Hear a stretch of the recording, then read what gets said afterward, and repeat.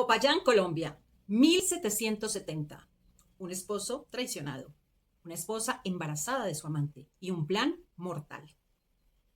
Don Pedro López Crespo regresa de un viaje, pero en su hogar lo espera la muerte. Su esposa, doña Dionisia Mosquera, ha planeado todo. Un golpe, una asfixia, una puñalada y un cuerno de toro para simular un accidente. Pero la verdad sale a la luz. El motivo, una pasión prohibida y un embarazo oculto. La justicia colonial no tuvo piedad. Garrote, horca y desmembramiento. Así se castigaba el honor mancillado. Corría el año de 1769 y el hacendado Pedro López Crespo, un hombre muy respetado en la Popayán colonial de Colombia y además muy rico, había contraído matrimonio con la muy respetada y de alto linaje señora doña Dionisia Mosquera. Este matrimonio vivía entre el glamour y los excesos de la vida de dos personas jóvenes, ricas y respetadas de la región. Don Pedro López Crespo tenía además un socio, el señor Pedro Lemos, con quien tenían un negocio de compra y venta de productos que importaban desde Europa, como perfumes, telas costosas, finos accesorios y toda suerte de artículos para decorar sus grandes haciendas, que a la vez también vendían a su público muy respetado. Cuando debían proveerse de mercancías, alguno de los Pedros emprendía un largo viaje hacia Europa. Algunas veces visitaban tierras mucho más cercanas, como eran Quito, Lima o algún puerto del Caribe. En esta ocasión le correspondía viajar al señor don Pedro López Crespo. Todos sus esclavos y esclavas emprendieron el trabajo de alistar toda suerte de elementos para que fuera un viaje apacible, duradero y exitoso. Mientras que su esposa, la joven Dionisia Mosquera, una mujer bella, elegante, de 25 años, daba las instrucciones de cómo debían acomodar baúles, entre otros enseres que don Pedro necesitaba para su viaje. Don Pedro López Crespo deja al cuidado de su hacienda y su esposa a su socio, el caballero Pedro Lemos.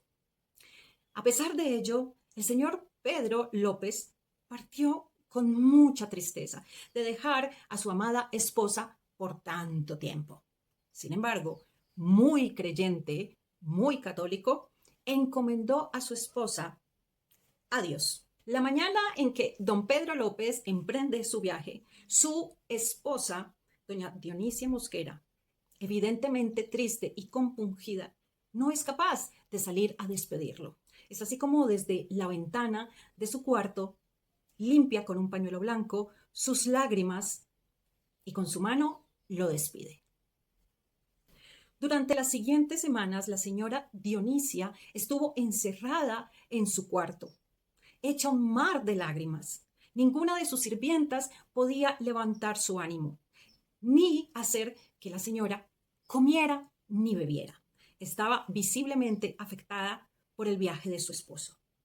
Sin embargo, el señor Pedro Lemos fue más que un paño de lágrimas para ella. Mimos y atenciones, palabras afables, se volvieron cada día más habituales del señor Pedro Lemos hacia la señora Dionisia Mosquera. Poco a poco, ella fue mejorando su estado de ánimo y más adelante empezaron gestos, expresiones y palabras de coquetería y galantería de parte del señor Lemos hacia la señora Mosquera. Fue en la casona de los Velasco donde se puso al descubierto la maliciosa relación que había entre ellos. Muchos de los asistentes vieron de manera clara las miradas de estos dos amantes. Sin embargo, todavía existía la excusa de que este hombre era el albacea de la señora Dionisia. Claro, él había sido elegido por su propio esposo para cuidar de ella y de su hacienda. Don Pedro Lemus no le quita la mirada de encima a doña Dionisia durante toda la noche. Es así como entre palabras discretas y miradas coquetas le pone una cita en el corredor de la gran casa. Ese día, la pasión los llevó al límite y nació esta prohibida relación de amantes. Pasaron los meses y algo empezó a notarse en la señora Dionisia. Su cuerpo comenzó a cambiar. Sí, estaba embarazada de su amante y socio de su esposo, el señor Pedro Lemus. Un día, como era esperado, llega el correo a manos de doña Dionisia. El momento que tanto temía. Su esposo ya se encontraba en el reino de la Nueva Granada y estaba a pocos días de encontrarse con su amada. Definitivamente, había que asesinar. El tiempo se agotaba. El embarazo de doña Dionisia ya era avanzado. Permanecía en su cuarto para evitar el chisme. Es así como entre ella y su amante, el señor Pedro Lemus, comienzan a maquinar este crimen siniestro. Doña Dionisia y su amante, don Pedro Lemus, convencieron a 3 esclavos, Fuche, Perdomo y Fernández, para que asesinaran a don Pedro López Crespo a puñal. El plan era que sus esclavos salieran al encuentro de su amo por la cordillera y cuando lo encontraran, lo asesinaran de múltiples puñaladas y luego lo lanzaran por un despeñadero. A cambio de esto, los 3 esclavos recibirían tierras, dádivas y su libertad. Es así como los 3 esclavos emprenden el viaje al encuentro con su amo. Pero cuando lo encuentran, los abraza tan feliz que de inmediato les da su libertad y los colma de regalos y de dinero. Es así como los 3 sirvientes, que ya eran libres, se arrepienten de su designio criminal y huyen con su dinero, sus regalos y su libertad. Entretanto, el señor Pedro llega a su casa, lleno de felicidad y ansias por ver a su amada esposa y cargado de regalos para ella y de mercancías para su negocio. Doña Dionisia fingió un gran mal que la aquejaba. Fingió que estaba muy enferma y tenía una fiebre muy alta, por lo que le solicitó a su esposo muy comedidamente que le permitiera estar a solas en su cuarto mientras que transitaba por esta dura enfermedad. Todo esto, evidentemente, con el fin de esconder su alto estado de embarazo. Fue un día de enero de 1770 cuando don Pedro estaba acostado sobre su sillón favorito en su gran casona haciendo una siesta, cuando 3 esclavos que habían sucumbido nuevamente a la propuesta de doña Dionisia de dinero, tierras y su libertad, asesinaron a don Pedro. Mientras 2 de ellos lo asfixiaban con una cuerda, otro de ellos fue al establo y le arrancó por la cepa un cacho a uno de sus toros. Regresó con él y embistió entonces el cuerpo ya muerto de don Pedro. Con esto, entonces, estaban intentando simular que don Pedro había sido víctima de un fatal accidente donde un toro le había quitado la vida. Es así como dejan el cuerpo de don Pedro a las afueras de la hacienda. Y de pronto se escuchan los gritos de doña Dionisia. Estaba clamando por ayuda. Lloraba y decía: mi esposo, mi amado esposo.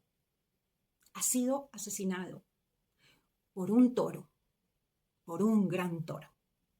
La ciudad entera se conmocionó con esta muerte y los alguaciles no estaban muy convencidos de que el fallecimiento de don Pedro hubiese sido un ataque de un toro, ya que si bien es cierto tenía heridas del pitón del toro, pero las marcas en su cuello eran absolutamente inexplicables. Una ciudad conmocionada. Se filtra la información de un posible asesinato.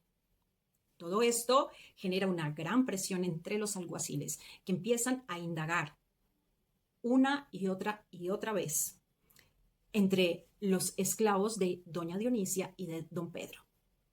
Los amantes, doña Dionisia y don Pedro Lemus, comienzan a mover sus influencias para dilatar el proceso y pensar cómo iban a salirse con la suya. Mientras tanto, los alguaciles logran detener a los 3 esclavos, quienes habían cometido este hecho criminal: Joaquín, Luis y Fernando. Fueron torturados y colgados de sus pies. Es así como confesaron el crimen. La causa terminó por ser oficiada y revisada por el mismo rey Juan Carlos III, el cual dispuso el descuartizamiento de los 3 esclavos y para los amantes la pena de la horca. Los amantes logran escapar. Doña Dionisia, atrapada en su culpa, huye, cambia su identidad y se refugia en un convento de las Madres Carmelitas, mientras que el señor Pedro Lemus huye a caballo a lo largo de todo el país. Su madre muere poco tiempo después a raíz de la vergüenza y la pena que le causa el crimen de su hijo. Don Pedro Lemus termina en las Antillas holandesas y allí rehace su vida. Pero esta historia no termina allí. 30 años después, don Pedro Lemus regresa a Popayán, con la esperanza de que este crimen ya se haya olvidado, no solamente para las autoridades, sino para la mente de todas las personas payaneses. Tocan a la puerta de un rancho caminero. Era un hombre encorvado, de unos 70 años. El hombre ingresa a este lugar, visiblemente agotado, quizás por los años, pero más por su propia conciencia. Y es allí donde ve una mujer ya mayor, bastante enferma, al borde de la muerte. Y es cuando él grita su nombre: Dionisia, Dionisia. El fruto de aquel torpe y prohibido amor fue una niña, Ana María, quien se crió inculta entre esclavos y peones de las haciendas. Ella, a su vez, tuvo un hijo de José Irragorri, un hombre rico de la región, quien también estaba casado. Este niño, rubio, muy bien parecido, fue a su vez adoptado por una pareja de españoles que no podían concebir hijos. Esta pareja, Luis de Velázquez y Agustina del Campo, adoptaron a este niño cuando él tenía 2 años de edad. A este niño lo llamaron José María Obando, quien fuera general de la Independencia y posteriormente presidente de Colombia. ¿Te gustó esta historia? Déjanos un like, síguenos y suscríbete.